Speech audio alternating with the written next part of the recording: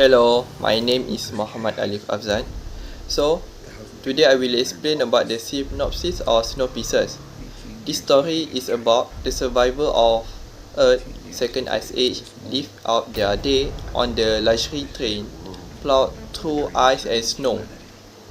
Led by Curtis, a group of lower class citizens living in squalor at the back of the train are planning to improve their lot by taking over the engine's room.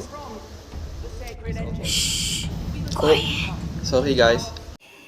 Hi, my name is Siti Nur Atira binti Mokhtar. So let's move on to the stake and stakeholder. The first one is Tanya. Tanya is the determined mother who set on getting her son back.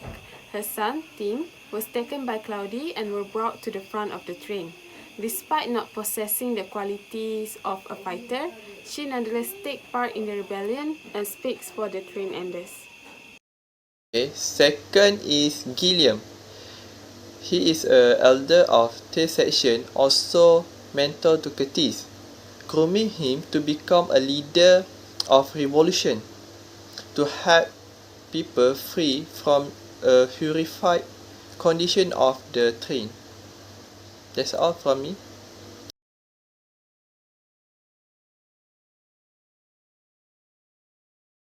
Hi, my name is Nafa Afrina binti Muhammad Nasir. As for the hero in this movie, Curtis, he is in ethical dilemma either to take over welfare leadership or to fight for social justice. At first, he actually chose to take over welfare leadership. Fortunately, after he knows that the engines were actually powered by the child labor, he refused the offer and chose to fight for everyone. The villain Wilfred is the train's leader who conducts the train by using child labor.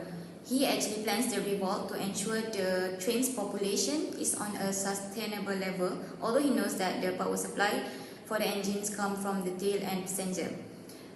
He is in ethical dilemma either to kill the tail and passenger or make the train stop.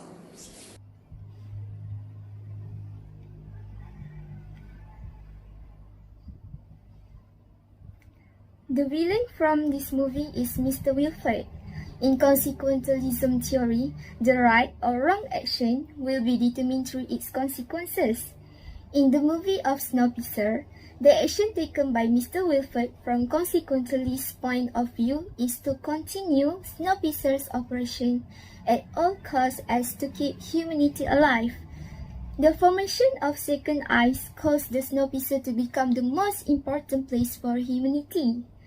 As the train was created by Mr. Wilfred, he represents the fancy and equal distribution of wealth to the population on the train for the benefit of himself and of course for the first class resident too.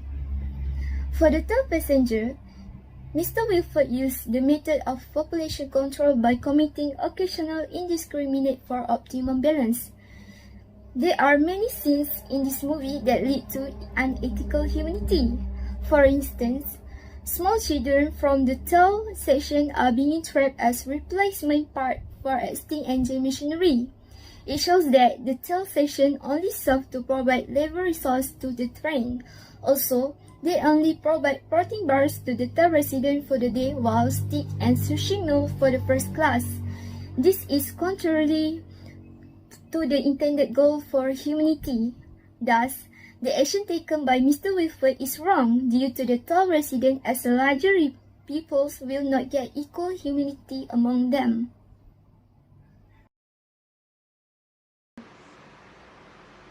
Hi, my name is Shafia and I will present point of view of deontologies. To start with, deontology is a judge of morality of an action based on the action adherence to the rules. It is sometimes described as a duty or obligation based on the ethic. Basically, deontology agrees that the right act is ethical and the wrong is unethical.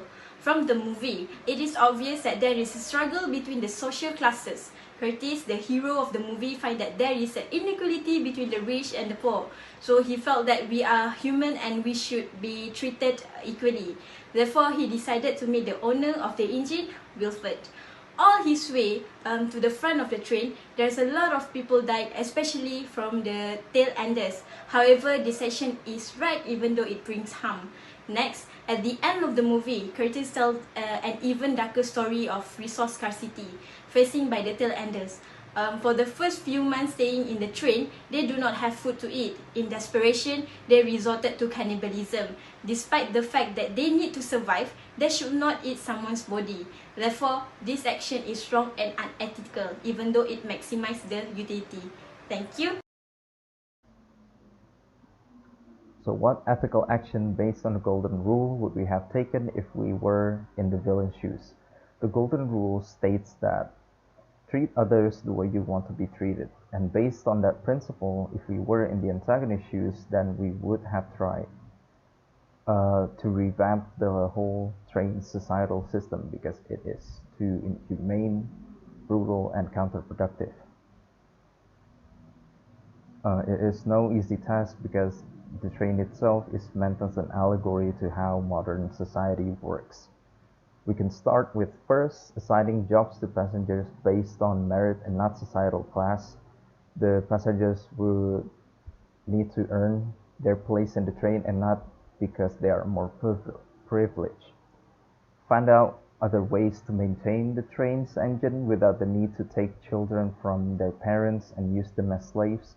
Next is distribute the resources better so that other people at the back won't be as hateful towards the conductor or the train's governing bodies. The fourth is explain the living condition better to the passengers so that they wouldn't mistrust. Because in the movie, we saw that the people at the back don't know how different it is for the people in the front, how easy it is they live. And last is build a disciplinary system so that the train wouldn't be overpopulated, which led to the rarity of resources. And next is cite our feelings of remorse, guilt, or shame that we would feel if we were the villain.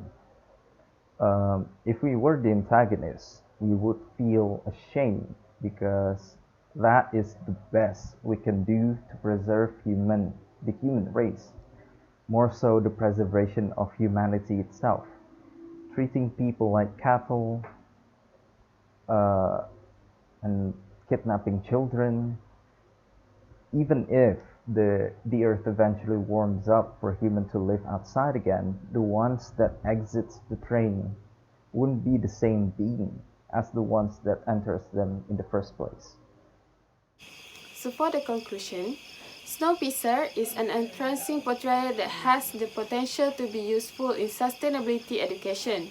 Some of the topics discussed are fundamental sustainability issues, such as the sustainable use of renewable natural resources, as demonstrated in the sushi scene. The risk assessment for stratospheric geoengineering, the film premise in the opening scene, is one of the more advanced topics covered. Therefore, the movie is acceptable for sustainability education from introductory to advanced. However, the film's underlying message is even more crucial, which is the only way to solve social inequality is to destroy our society's very foundations. According to Snowpiercer, the only way to fix society's problem is to restart it from the very beginning. Before a society can build new structures, we must first bury our civilization beneath the snow. So that's all from me. Thank you.